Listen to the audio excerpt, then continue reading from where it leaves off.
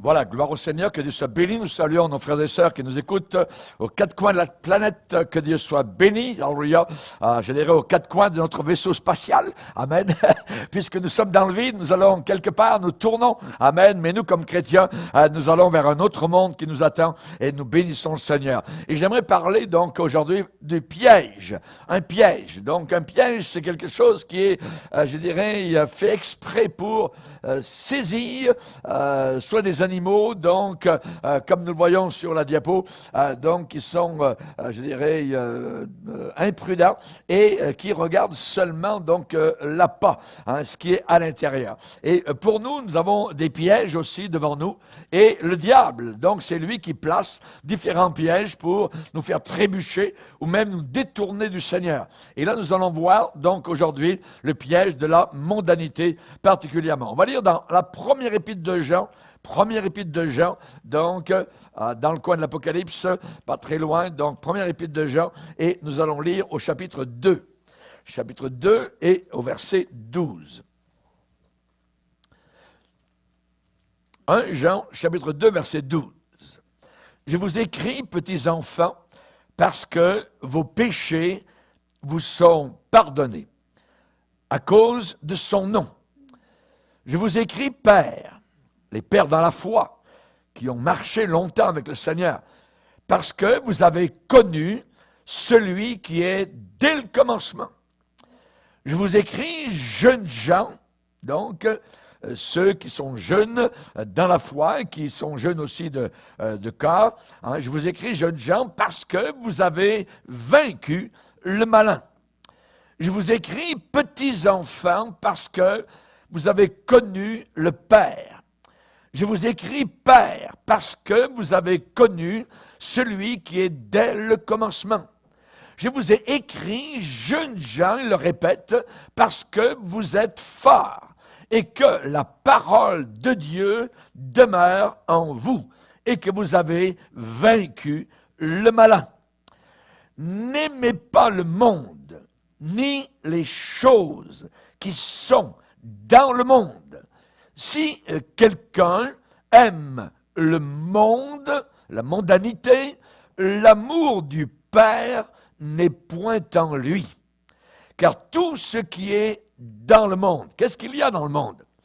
La convoitise de la chair, la convoitise des yeux et l'orgueil de la vie ne vient point du Père, mais vient du monde. Et le monde passe, et sa convoitise aussi. Mais celui qui fait la volonté de Dieu demeure éternellement. Amen. Merci Seigneur pour ta puissante parole, que le glaive, l'épée du Saint-Esprit, continue à virevolter, Seigneur, au-dessus de notre tête et dans nos cœurs, que nous puissions saisir cette épée, Seigneur, et que nous puissions combattre l'ennemi et le vaincre continuellement. Dans le nom puissant de Christ, Amen. Et tout le peuple dit Amen. On peut s'asseoir, frères et sœurs. Alléluia. Le piège de la mondanité. Avez-vous remarqué, dans les versets 15 à 17, le mot « monde » revient très souvent. N'aimez pas le monde, choses qui sont dans le monde. Si quelqu'un aime le monde, tout ce qui est dans le monde, et le monde passe.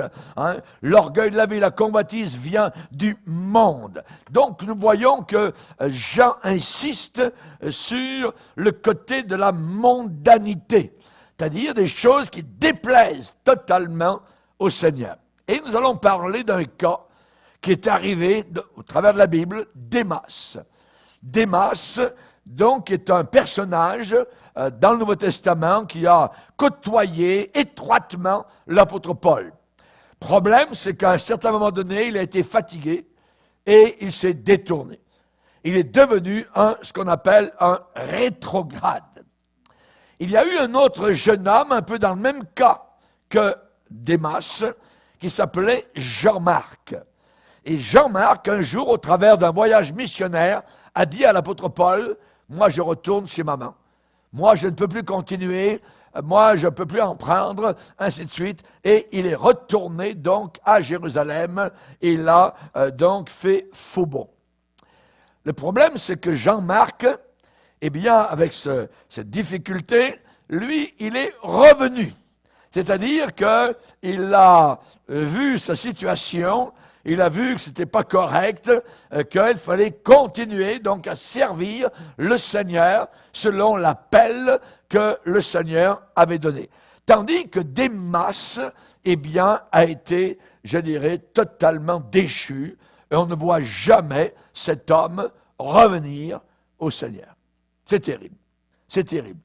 Jésus a dit, quiconque met les mains à la charrue et regarde en arrière, c'est-à-dire qu'il a une vision, je dirais, vers l'arrière, il convoite l'arrière, il dit c'était mieux quand j'étais dans le monde. Hein, si quelqu'un met les mains à la charrue de l'Évangile met son regard, son cœur, et vers le monde, les façons du monde, les manières du monde, les habitudes du monde, la musique du monde, à ce moment-là, le Seigneur a dit il n'est pas propre pour le royaume de Dieu.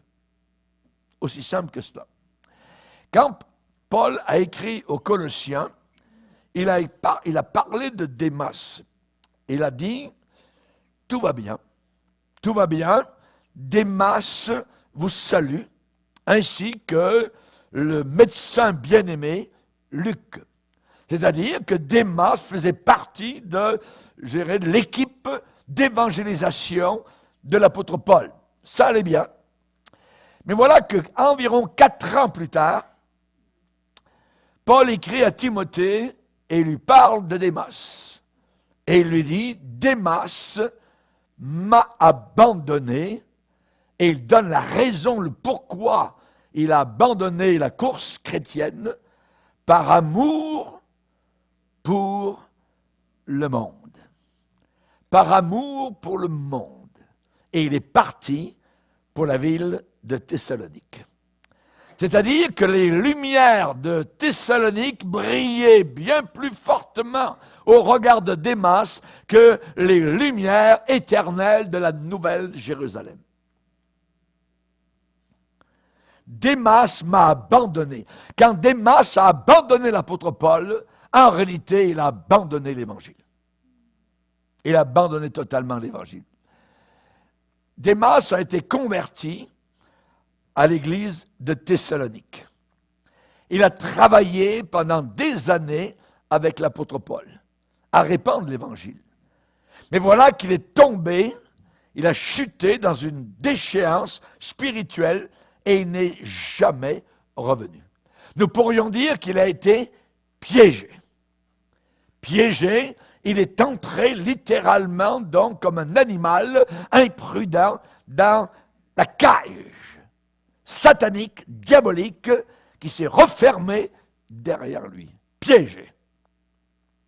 Et nous allons parler aujourd'hui du piège, car c'est un piège, la mondanité.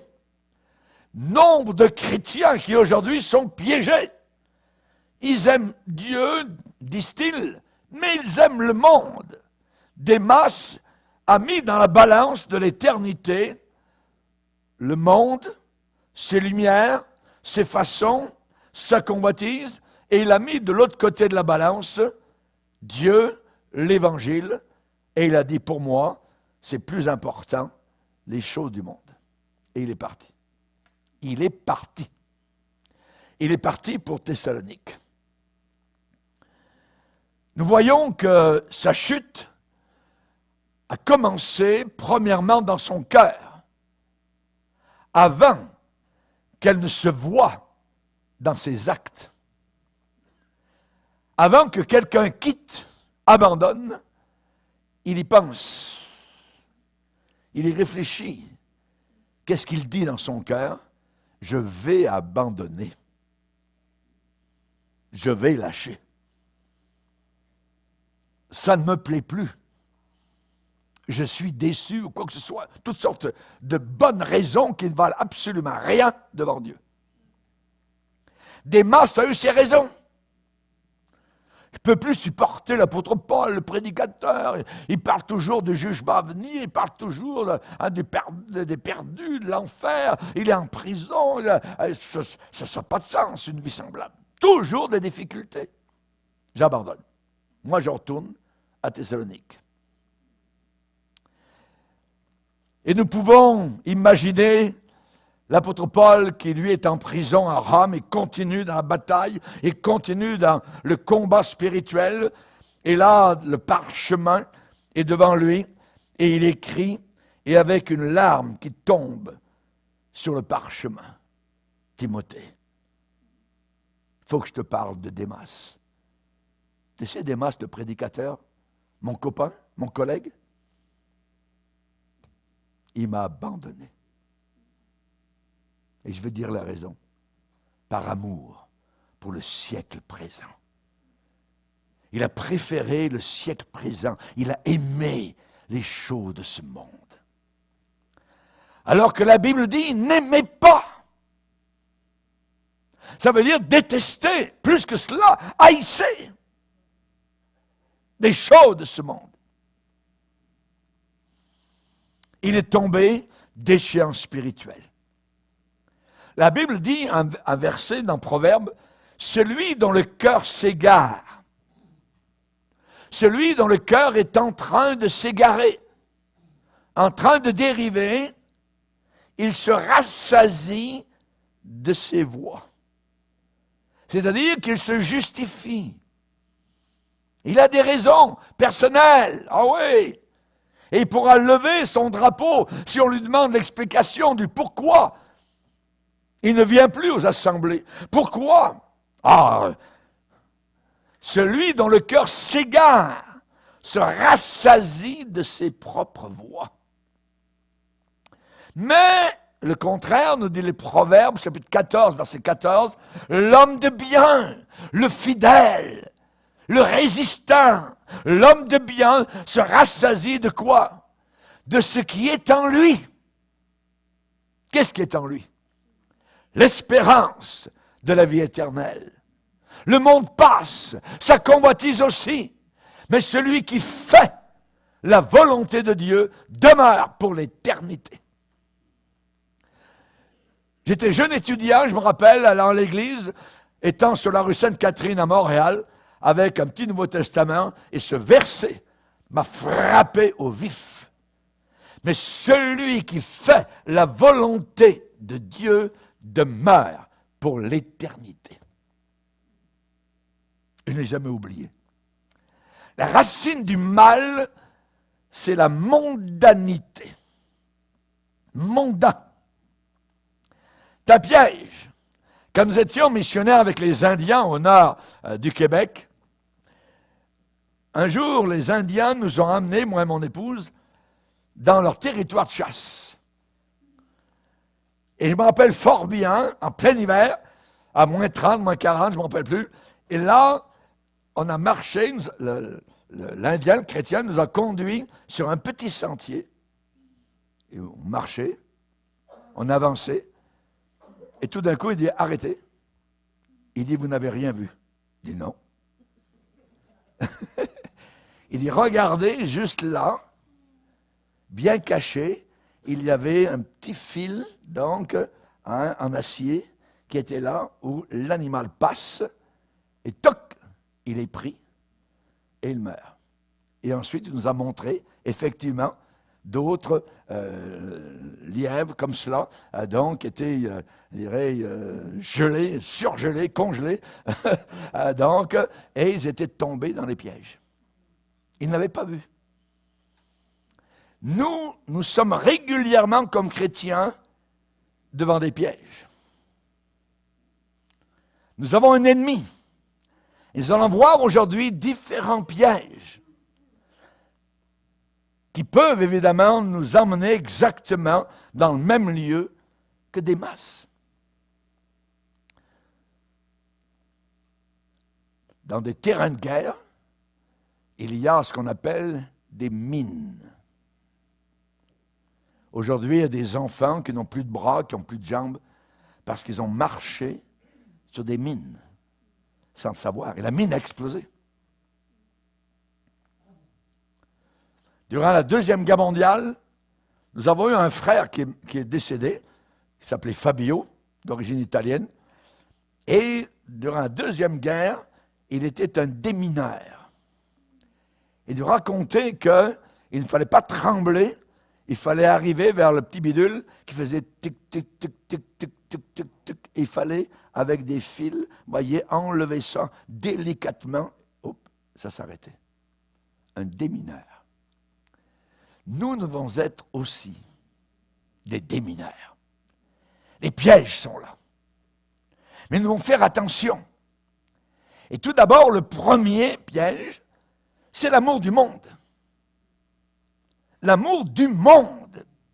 Jacques, le pasteur de Jérusalem, va dire « adultère que vous êtes ». Oh! Pasteur, je suis adultère? Mais non. Oui.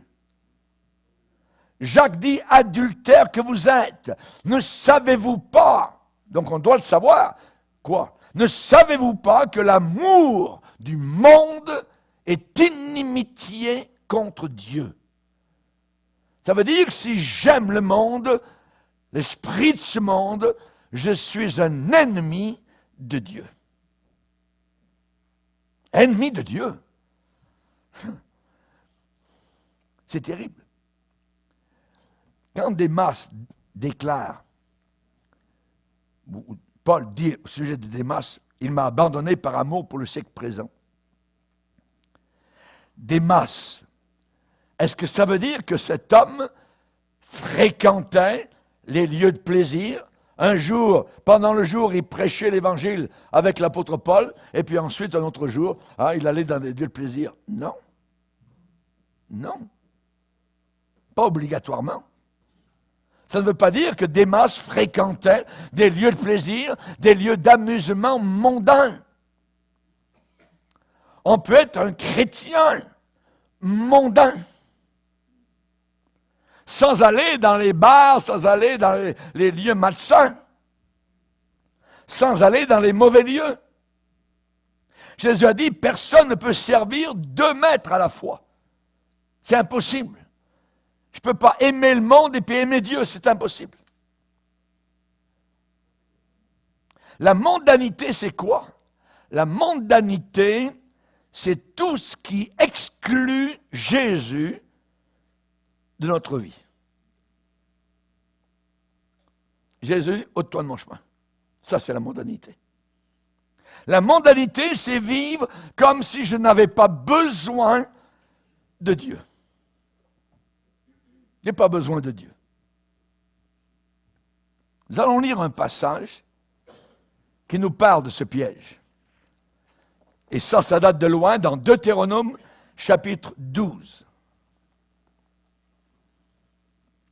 Lorsque Dieu a parlé au peuple d'Israël, qui était dans le désert, ils allaient rentrer dans un pays où il y allait y avoir beaucoup de païens. Et là, au verset 29, Deutéronome 12, 29, le Seigneur leur parle. Deutéronome 12, 29, lorsque l'Éternel, ton Dieu, aura exterminé les nations que tu vas chasser devant toi, lorsque tu les auras chassées et que tu seras établi dans leur pays, donc quand tu auras la victoire, quand tu seras vainqueur, garde-toi, verset 30, de te laisser prendre au piège. Le mot est là, piège.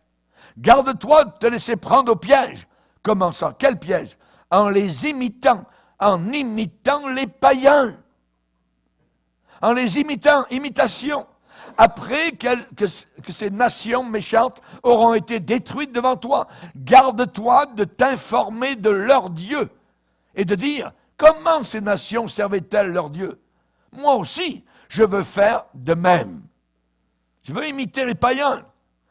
Tu n'agiras pas ainsi à l'égard de l'Éternel ton Dieu, car ces nations, elles servaient leur Dieu en faisant toutes les abominations qui sont odieuses à l'Éternel. Et même elles brûlaient au feu leurs fils et leurs filles en l'honneur de leur Dieu.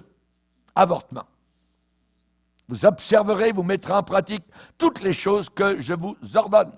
Vous n'y ajouterez rien et vous n'en retrancherez rien. Voyez? Garde-toi de te laisser prendre au piège en imitant le monde. Aujourd'hui, dans beaucoup d'églises, on veut imiter le monde avec leur spectacle, tout ça, et puis on va amener ça ici dans l'église, et puis ça va amener des chrétiens. Jamais de la vie. Jamais. Ça, c'est la mondanité. Du rock dans la maison de Dieu, du hip-hop, musique diabolique. Des vêtements, je dirais, totalement, inadéquats pour la maison, la sainte maison de Dieu. L'amour du monde, piège, un piège, mondanité. Quand un chrétien est mondain, il a perdu la vision céleste. Il regarde à la terre, aux choses de la terre. Paul a dit à un roi, au roi Agrippa, je n'ai pas résisté à la vision céleste. Ça veut dire que je me suis soumis et j'ai marché, je dirais, avec en vision le ciel. Je m'en vais au ciel, dans un lieu saint, glorieux. Le chrétien mondain a mis en oubli la purification de ses anciens péchés. Il oublie ça. Il a mis en oubli la purification de ses anciens péchés. Et quand on oublie la purification de ses anciens péchés, d'où nous venons, on devient aveugle. Un chrétien peut-il devenir aveugle, spirituellement parlant? Yes. Oh oui. Si je ne pratique plus les vertus chrétiennes, si je ne me sépare plus du monde, l'esprit de ce monde, la mondanité, je deviens aveugle. Je me raconte des histoires, je me flatte moi-même. Un chrétien mondain va adopter les opinions du monde. Ce que le monde dit, il va commencer à croire cela. Que les homosexuels sont sauvés. Il va croire ça. Il va monter même des églises pour les homosexuels. Abomination.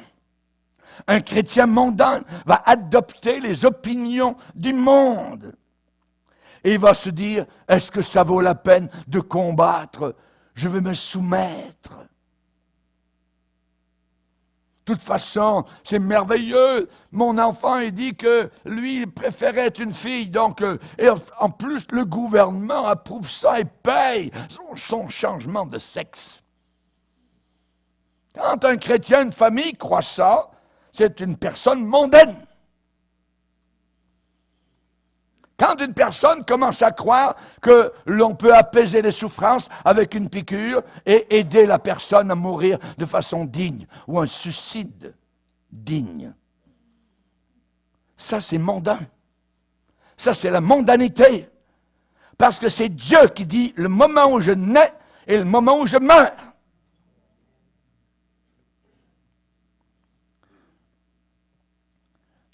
Le Seigneur dit, vous verrez de nouveau la différence entre celui qui sert Dieu et celui qui ne le sert pas. Ce qui veut dire que pendant un certain temps, celui qui s'applique vraiment à résister, eh bien, il est comme mis de côté, il est comme exclu, je dirais, moqué, ridiculisé, et certains peuvent aller jusqu'à dire, eh bien, ça ne sert à rien de servir le Seigneur. C'est ce que la fin de l'Ancien Testament déclare. Et je crois qu'à la fin du Nouveau Testament, on va avoir beaucoup de gens qui vont dire la même chose. Ça ne sert à rien de servir Dieu. Il n'y a pas de différence. Les méchants prospèrent, les orgueilleux sont heureux, ils tentent Dieu, ils échappent. Et la Bible dit que le Seigneur, j'aurai compassion de ceux qui me servent, de ceux qui m'appartiennent. Et vous verrez de nouveau la différence. Ce qui veut dire que pendant un certain temps, on ne verra pas de différence. Et vous la verrez de nouveau, la différence. Cette différence sera aussi claire qu'il y a entre le ciel et l'enfer. Entre Satan et Dieu. Vous verrez la différence. De nouveau, entre le juste et le méchant, entre celui qui sert Dieu et celui qui ne le sert pas. Un chrétien mondain ne sert plus le Seigneur. Pas plus compliqué que ça. Il ne sert plus le Seigneur. Il est piégé. Il est piégé. Dans le psaume 106, il y a un passage qui est très explicite et qui nous parle des enfants d'Israël.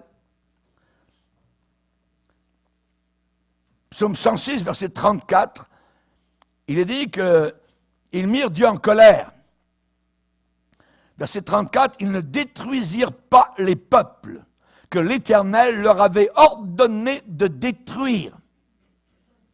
Et regardez bien, verset 35, ils se mélangèrent avec les nations païennes, et ils apprirent leurs œuvres. Ça veut dire qu'ils firent comme les païens.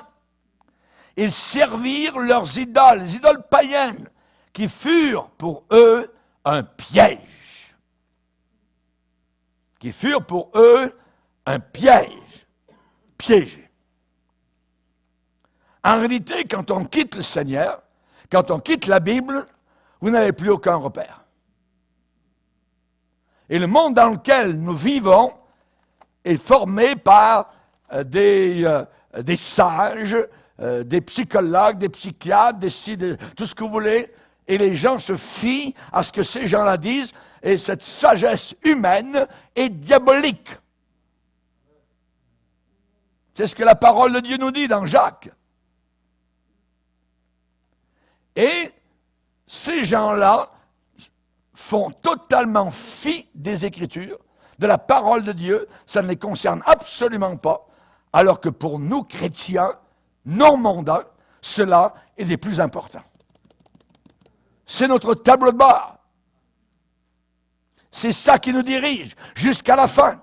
Mais de plus en plus, vous allez voir les chrétiens mondains dire « Ouais, mais ça, la Bible, commencer à mettre en doute les Saintes Écritures. C'est très dangereux. C'est très dangereux. La Bible dit que les péchés de certains sont clairs tout de suite, c'est visible. Mais pour d'autres, ils ne se voient que dans la suite. C'est dans la suite. Mais tôt ou tard, ça se voit. Tôt ou tard. Deuxième piège. Un piège qui sont les épreuves de la vie. Je ne peux plus en supporter. Reste à la maison. Persécution. C'est un piège. Si vous embarquez dans ça, vous ne résistez plus et vous commencez à dire « Je vais me taire, je ne parlerai plus de Jésus, je vais marcher low-key, je ne ferai pas de remous, de tout ça. » Vous êtes en danger. C'est un piège. Un piège. Les épreuves de la vie. Nous sommes destinés à avoir des batailles, des combats dans la vie chrétienne. Le jour où vous avez accepté le Seigneur, vous avez revêtu un casque, une cuirasse, une épée, des chaussures serrées. On vous a dit que vous étiez un soldat maintenant. Ça veut dire que vous avez un ennemi, vous avez des puissances diaboliques qui sont contre vous, qui se moquent de vous, qui vous ridiculisent. Il ne faut pas embarquer dans ce piège des persécutions. Les persécutions, on doit les prendre, les accepter, se faire ridiculiser, moquer, ça fait partie du package deal avec le Seigneur, les épreuves de la vie. Jésus l'a dit, on vous livrera au tourment et même jusqu'à la mort à cause de mon nom. À cause de mon nom. Si aujourd'hui un islamiste rentre avec une Kalachnikov, et quels sont ceux qui veulent sortir? Quels sont ceux qui veulent continuer à suivre votre Jésus? J'espère que vous resterez tous ici.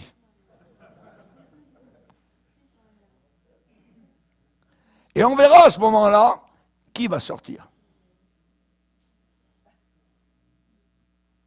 Nous, le moment où on meurt, on va au ciel. On est chez nous. On est accueillis. On vous livrera au tourment et à la mort. Heureux serez-vous, a dit le Seigneur Jésus, lorsqu'on vous outragera, quand vous persécutera, qu'on dira avec mensonge de vous toutes sortes de mal à cause de moi. Réjouissez-vous, soyez dans la joie parce que votre récompense est très grande dans les cieux. Paul parle aussi des persécutions. Il dit que si on est persécuté, si les gens ne veulent pas accepter l'Évangile, eh bien les gens qui ne veulent pas accepter l'Évangile, c'est une preuve pour nous qu'eux sont perdus, vont en enfer, et pour nous que nous sommes sauvés. Vous dites, pasteur, c'est assez radical. Mais oui, mais la Bible est radicale. La croix était très radicale. Sans vous laisser aucunement effrayer par les adversaires, ce qui est pour eux une preuve de perdition. Cette semaine, vous avez eu des gens qui ont mis en doute votre message. Ces gens-là, vous les avez regardés, ce sont des perdus, des damnés de l'enfer, s'ils continuent à marcher dans ce chemin-là. Pas plus compliqué que ça. Les adversaires, preuve de perdition, mais pour vous, c'est une preuve de salut, que vous êtes sauvés.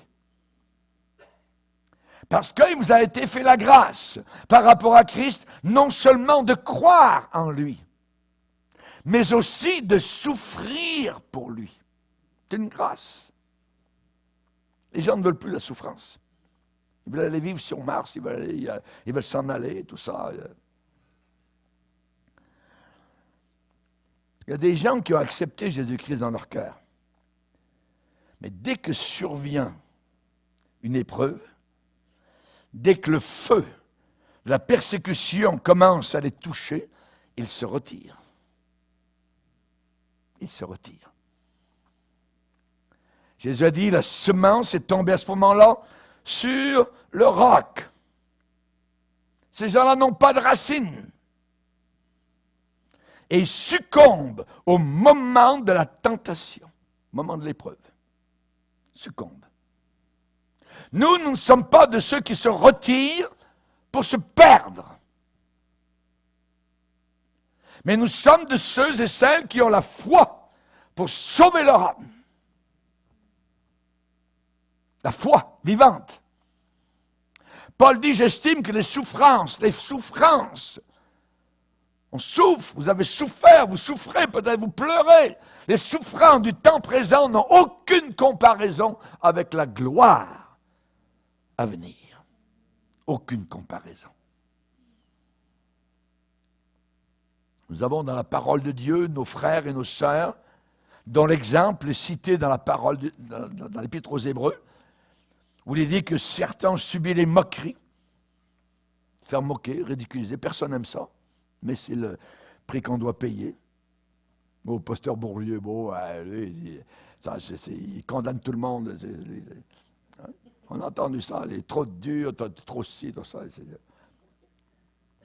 Il n'est pas de son temps. Non, je ne suis pas de mon temps, moi je suis du temps de l'éternité. D'autres subirent les moqueries. D'autres ont subi le fouet. Oh, c'est autre chose. À cause du Seigneur. D'autres les chaînes, la prison. Certains furent lapidés. D'autres ont été sciés.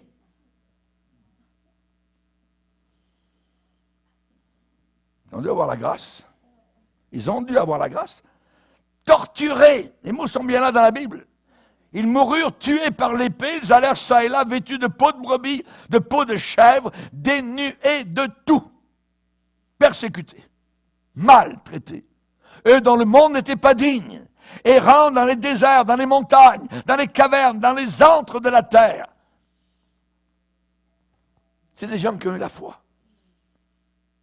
Ils ont regardé aux valeurs éternelles et aux valeurs de la planète Terre. Ils ont dit, je m'accroche aux valeurs éternelles. Alléluia. Quel que soit le prix à en payer. À l'heure du service militaire, le combattant chrétien doit sortir son drapeau. Oui, je suis chrétien. Oui, j'aime Jésus. À l'heure où il faut travailler, le chrétien doit sortir son drapeau. Je suis chrétien. J'aime Jésus. Jusqu'à la mort, nous te servirons. Un cantique qui est inconnu dans les églises aujourd'hui. Et pourtant, nos pères l'ont chanté des milliers de fois. Jusqu'à la mort, nous te serons fidèles. Quand j'étais dans la marine, j'ai accepté le Seigneur. Mon porte-base était à Nouméa, Nouvelle-Calédonie, à côté de l'Australie. Et j'ai commencé à parler de Jésus à bord. Mes amis, quel remue-ménage. J'ai eu des chemises déchirées sur le dos. Au travers, plus tard, j'ai eu des coups de poing dans la face. Un jour, il y a quelqu'un qui est venu, il m'a fendu le front. Le sang coulait. Éprouvé, persécuté. La Bible dit qu'un roi dans l'Ancien Testament qui s'appelait Josias, qui a établi des sacrificateurs dans leurs fonctions et les encouragea au service de la maison de Dieu. Il les encouragea au service de la maison de Dieu. Il y a des gens qui veulent aller à la maison du ciel, mais ils n'aiment pas la maison de Dieu sur la terre. Comment peuvent-ils aller là-haut? Le piège des persécutions. Quand tu es persécuté, mon frère, ma sœur, quand tu es moqué, ridiculisé, quand les épreuves de la vie sont là, il faut avoir, la volonté, la détermination qu'avait Daniel à Babylone. Il avait une autorité supérieure au-dessus de lui et il ne violerait pas cette autorité supérieure, quelles qu'en soient, whatsoever, les conséquences. Et il est allé dans le fosse au lion. Seigneur, si c'est là maintenant que tu m'appelles, pas de problème, mais vous connaissez la suite. Et son témoignage a répercuté dans le monde entier jusqu'à encore aujourd'hui ici. Un autre piège. L'amour du monde, c'est un piège. Deuxièmement, les persécutions peuvent être un piège si je me retire parce que je suis persécuté. Troisième piège, les faux docteurs. Ça, c'est un piège. Les faux prophètes. Ça veut dire quoi? Ça veut dire les prophètes qui sont faux. Les enseignants qui sont faux sont des pièges. Pour Démas, il est fort possible que ce n'est pas son cas, mais la parole de Dieu a beaucoup à dire sur le piège des faux docteurs. Ils arrivent devant vous avec des sourires, ils arrivent avec la Bible, tout le temps la Bible, parce qu'ils savent que vous croyez dans la Bible. Aujourd'hui, vous avez les adventistes du 7e jour, les témoins de Jéhovah, les mormons, la science chrétienne, le nouvel âge, la globalisation, le yoga, le spiritisme, l'occultisme, l'hindouisme, le bouddhisme, la chiromancie, le transgenre, les religions orientales. Tout ça, ce sont des religions. Piège. C'est un piège. Plusieurs, ça veut dire beaucoup dans la Bible. Jésus a dit, de faux prophètes s'élèveront et ils séduiront beaucoup de gens. Ça veut dire que ça marche. Ils séduiront beaucoup de gens. Paul écrit à Timothée en disant, il viendra un temps où les hommes ne supporteront plus la saine doctrine, mais ayant la démangeaison d'entendre des choses agréables, ils se donneront une foule d'enseignants, selon leur propre désir. Nous ne sommes pas là pour plaire aux gens. Mais ces gens qui vont être séduits vont dire, lui, il me plaît. Oui, mais c'est un faux docteur. C'est un faux prophète. Il annonce des choses qui sont fausses. Oui, mais il me plaît. Bon, mais continue. Continue. De même que le serpent séduisit Ève. De même que le serpent séduisit, la séduction. Parmi tous les signes de la fin des temps, en tête de liste, c'est la séduction. Faire à croire.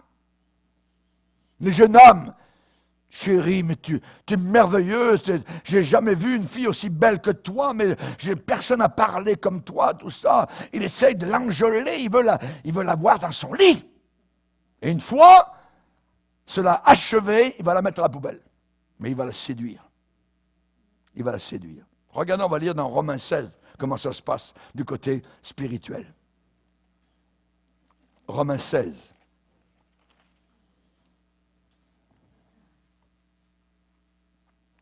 Romains 16, verset 17. Je vous exhorte, frères, à prendre garde, donc à faire très attention à ceux qui causent, qui provoquent des divisions et des scandales au préjudice, ça veut dire contre l'enseignement que vous avez reçu, le bon enseignement. Tout d'un coup, la personne arrive avec une nouvelle chose. Éloignez-vous d'eux. C'est pas discutailler, éloignez-vous d'eux. Car de tels hommes ne servent pas Christ notre Seigneur, mais leur propre ventre, leur sensualité. Et par des paroles douces, oh, qui sont doux, flatteuses, ils vous élèvent au troisième ciel. Ils séduisent les cœurs des simples. Moi, je dirais aujourd'hui des simplets. Et au féminin, les simplettes. Séduisent les cœurs des simples. Donc, nous voyons comment ils fonctionnent. Avec des paroles douces, paroles flatteuses. Donc, les faux docteurs. Les faux docteurs sont un piège. Ne vous laissez jamais piéger par un faux docteur. Un autre piège, quatrième, l'abandon de la maison de Dieu. L'abandon de la maison de Dieu. C'est un piège. Moi, venir aux réunions, j'ai pas besoin des réunions. Moi, je m'habille à la maison tout seul, puis j'ai pas besoin d'un pasteur. Vous connaissez ça. C'est un piège.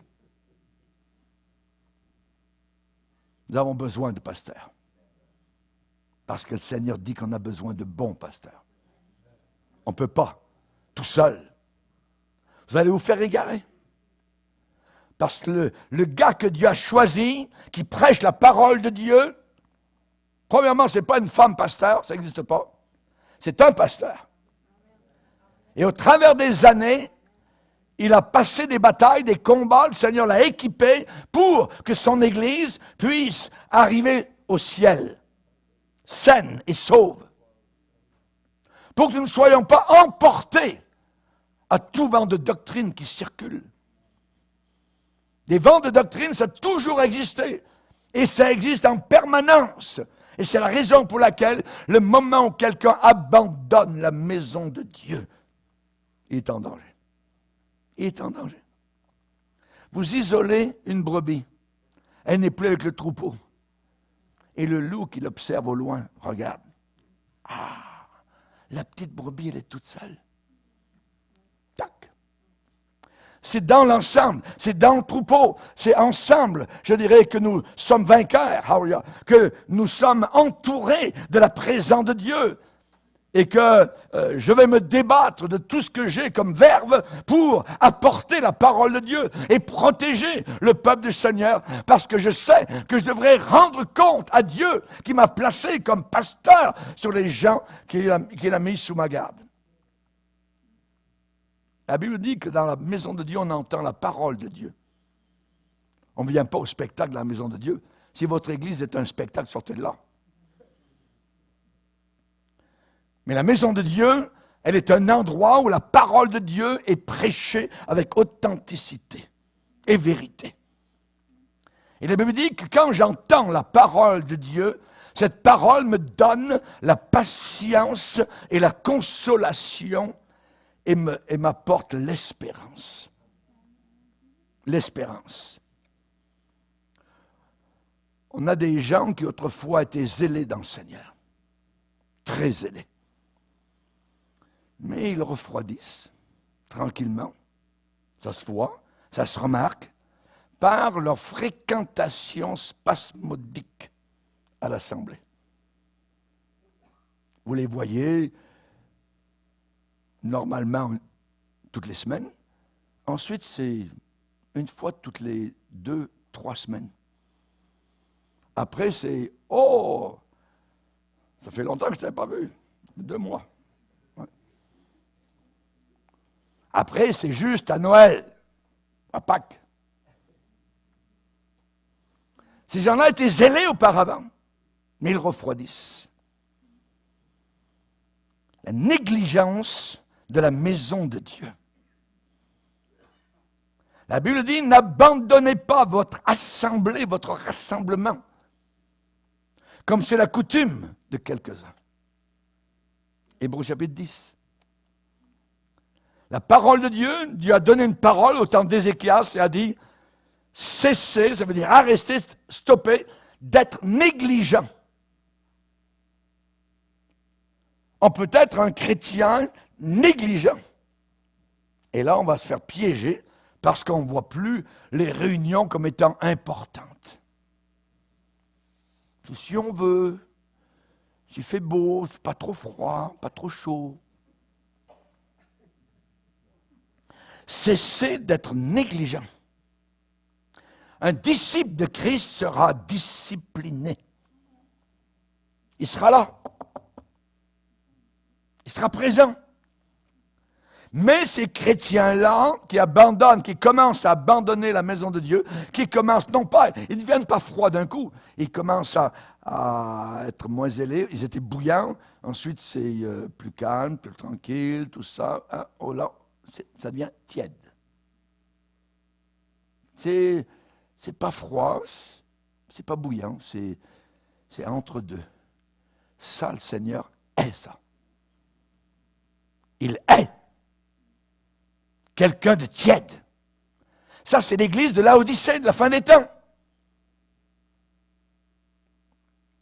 Les personnes qui retournent en arrière, vers le monde, en réalité, vers l'esprit du monde, sont capables d'écouter pendant, je ne sais pas moi, 50 heures de télévision. Mais 2 heures de réunion, too much. Fatigant. Mais là, tous les jours, le Seigneur a dit, quand le peuple d'Israël a quitté l'Égypte, vous ne retournerez plus par ce chemin-là. Vous ne retournerez plus par ce chemin-là. Ça veut dire, vous ne vous dirigerez pas de nouveau vers l'Égypte. Et qu'est-ce qui s'est passé? C'est qu'à un moment donné, parmi le peuple d'Israël, certains ont dit, c'est Moïse, tout ça, c'est pasteur, tout ça, nous, on est un temps plus moderne, on veut retourner en Égypte. On était bien quand on recevait des coups de fouet sur le dos, quand on était malheureux, on pleurait tous les jours, ça était vraiment bien, ça, c'est formidable. Mais là, dans le désert, tout ça, il y a juste Dieu, là. C'est un miracle tous les jours, c'est vrai, il y a de la manne qui tombe tous les jours. Oui, c'est vrai, il y a le rocher là-bas.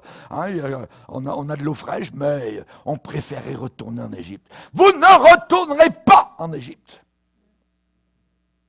avait dit le Seigneur. Et c'est la raison pour laquelle nous voyons que les premiers chrétiens persévéraient dans l'enseignement de la Bible, dans la communion fraternelle, dans la fraction du pain et dans les réunions de prière. Ils persévéraient. Un autre point qui est piège, c'est l'indulgence personnelle envers certains péchés. On se flatte soi-même et on se permet des péchés personnels. À ce moment-là, ce qui se passe, c'est que vous commencez à perdre votre bonne conscience. Parce que vous le savez. Vous savez ce que vous faites. David a dit, si j'avais conçu l'iniquité dans mon cœur, Dieu ne m'aurait pas exaucé. Un seul petit péché conservé dans votre vie et excusé avec indulgence. Ça suffit, c'est suffisant pour précipiter un jour celui qui s'y adonne à une chute terrible spirituelle. Un jour, il y a eu un ouragan inimaginable qui est arrivé.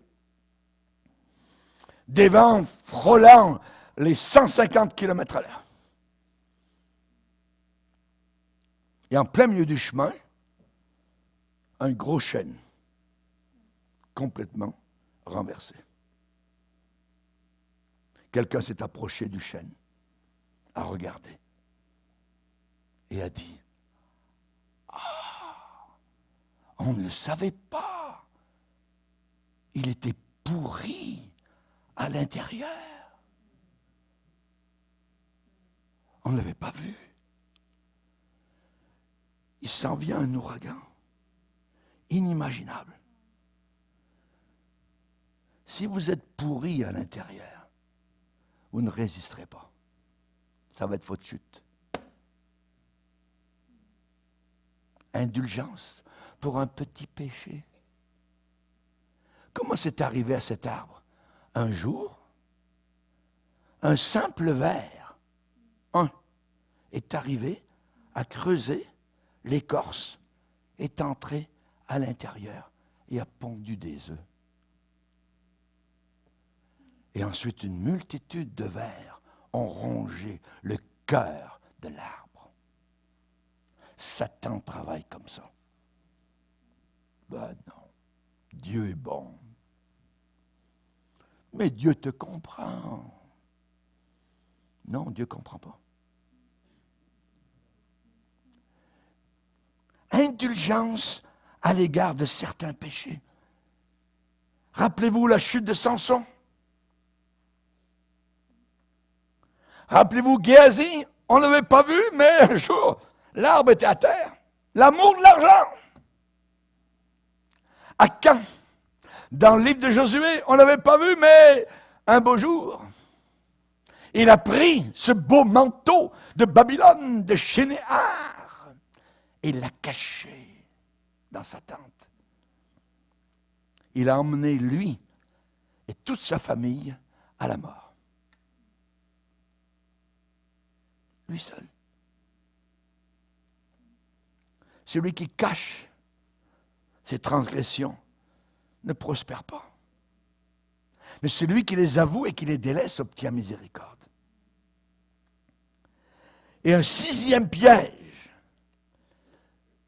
le refuser de recevoir toute la parole de Dieu.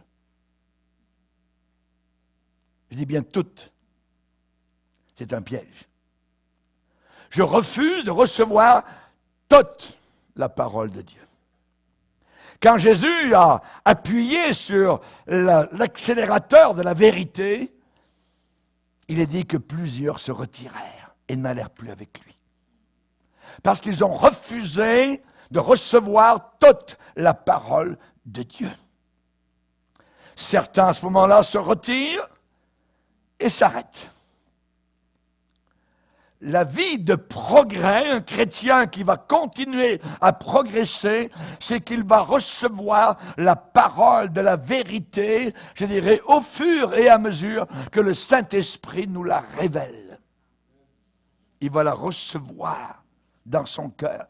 Josué, que ce livre ne s'éloigne pas de toi. Médite-le jour et nuit. C'est alors que tu réussiras et que tu auras du succès dans tes entreprises. Toute la parole de Dieu.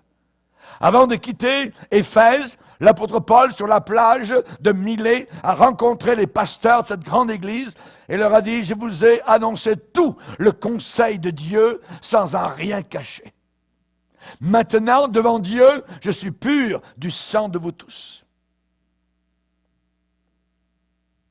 Je vous ai tout dit. Je vous ai annoncé le message complet de l'Évangile. Dans la vie chrétienne, il ne peut pas y avoir de statu quo. C'est avance ou recul. On ne peut pas rester au même point. Nous montons. Les autres descendent. Prenez un vélo en montée. Il faut que vous continuiez à appuyer sur la pédale pour avancer. Si vous arrêtez, vous tombez. Il faut continuer à appuyer sur la pédale.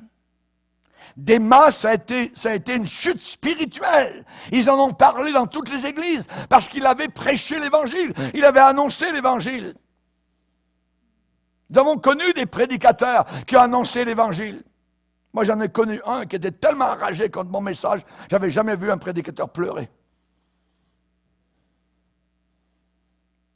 Aujourd'hui, il a les cheveux longs, il est dans les bars, il joue avec les boules.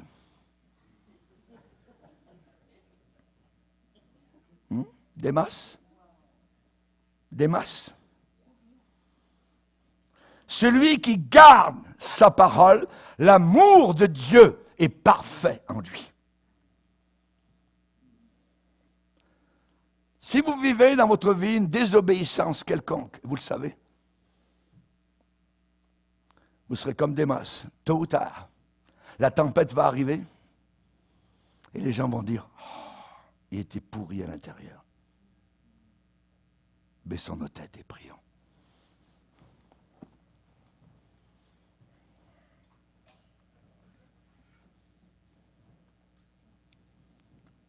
Seigneur, nous te bénissons. Seigneur, nous voulons te glorifier.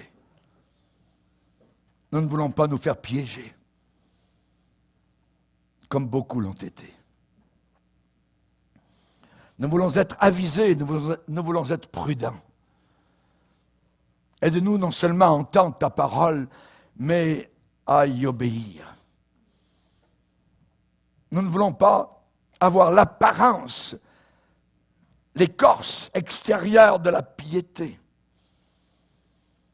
Nous voulons en avoir la puissance qui se trouve dans la séparation d'avec le mal, d'avec les faux prophètes, d'avec le péché.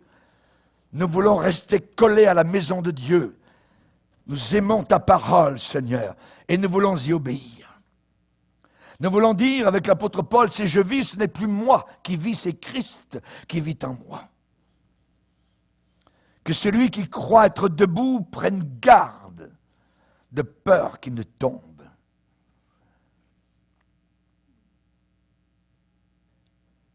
Nous voulons aujourd'hui abandonner notre volonté entre tes mains. Nous voulons vivre à la lumière de ta venue qui sera soudaine, éclatante, imposante. Nous voulons placer une confiance absolue et totale en toi, Seigneur. Et nous nous attendons à être gardés et à être délivrés, sans nous laisser effrayer par les adversaires, ce qui est une preuve pour eux de perdition. Aide-nous, Seigneur, à aller de l'avant et à imiter ceux qui, par la foi et par la persévérance, héritent des promesses. Nous avons des exemples sous nos regards. Nous avons les héros de Hébreux chapitre 11. Aide-nous à nous considérer comme étrangers voyageurs sur la terre. Et nous voulons nous considérer exactement comme cela. Étrangers, totalement étrangers et voyageurs, car nous ne faisons que passer. Seigneur, merci pour ta parole. Délivre-nous, Seigneur, de tout aspect de mondanité dans nos cœurs. Que nous ne puissions pas être attirés par la convoitise, par l'orgueil de la vie. Merci Seigneur de nous parler, de nous interpeller et de nous appeler encore à la sainteté. Au nom puissant de Jésus, Amen. Et tout le peuple dit Amen. Gloire à Dieu. On va se lever, frères et sœurs, devant le Seigneur. Pour écouter plus de conférences de prédication et d'études bibliques qui ne sont pas disponibles sur YouTube, rendez-vous sur notre site rbmif.org et vous allez accéder à notre menu messages, vidéos, prédications et vous aurez ainsi accès aux messages censurés. Que Dieu vous bénisse.